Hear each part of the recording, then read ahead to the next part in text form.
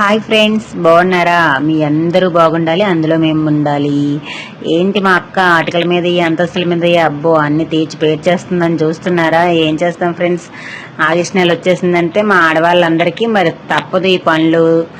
ఎలాగో మరి శ్రావణ మాసం ఉంది కదా ముందుకి, శ్రావణ శుక్రవారం మరి పూజ అది చేసుకునే వాళ్ళు అందరూ కూడా మరి శుభ్రాలు చేసుకుంటారు కదా. అందుకని చెప్పేసి నేను కూడా స్టార్ట్ చేస్తాను ఫ్రెండ్స్.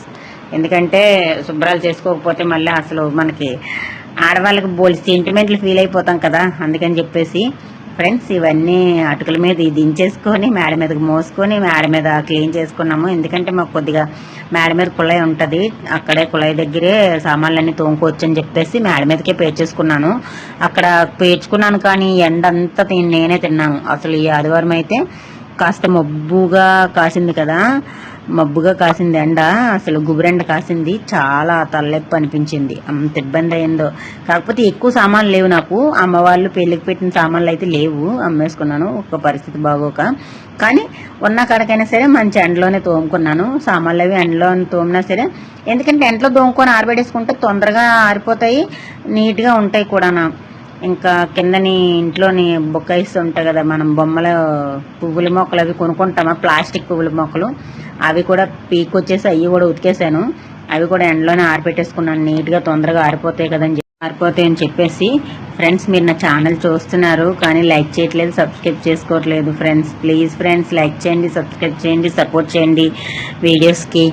అయితే ఇవి కూడా మనం జాడించేసి ఆరబెట్టేసుకుంటే నీట్గా ఆరిపోతాయని చెప్పేసి అక్కడే జాడించేసి ఆరబెట్టేసాను.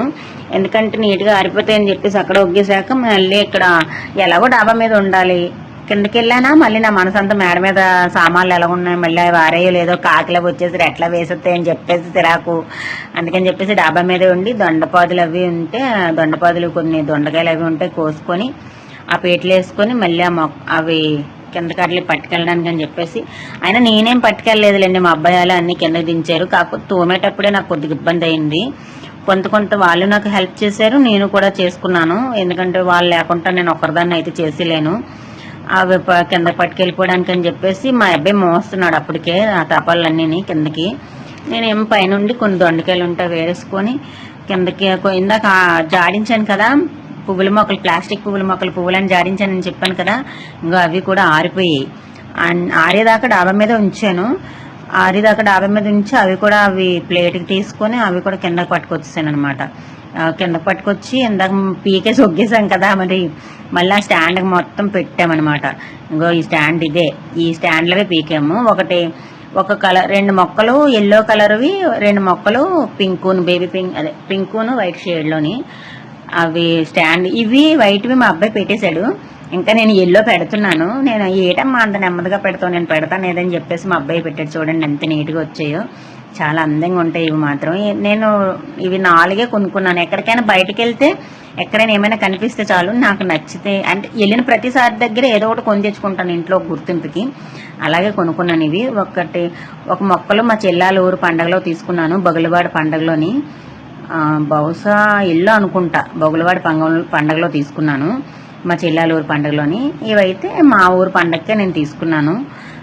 చాలా నాకు నచ్చాయి.